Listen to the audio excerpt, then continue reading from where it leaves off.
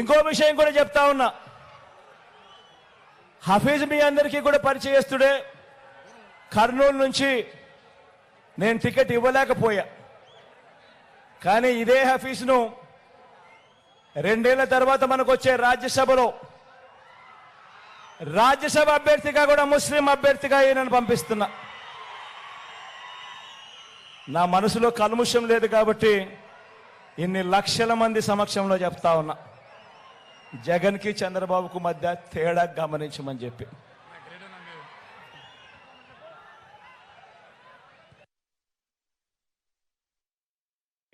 ఒక్కడే ఒక వైపున ఉన్నాడు. ఫలాని మంచి చేశాము అని చెప్పుకునేదానికి ఒక్కటంటే ఒక్కటి లేని వాళ్ళంతా కూడా ఈ రోజు ఏకమవుతా ఉన్నారు. మీ ఇంట్లో మంచి జరిగి ఉంటే మీ బిడ్డకు తోడుగా మీరే నిలబండి. మీ బిడ్డకు సైనికులుగా మీరే కదలండి.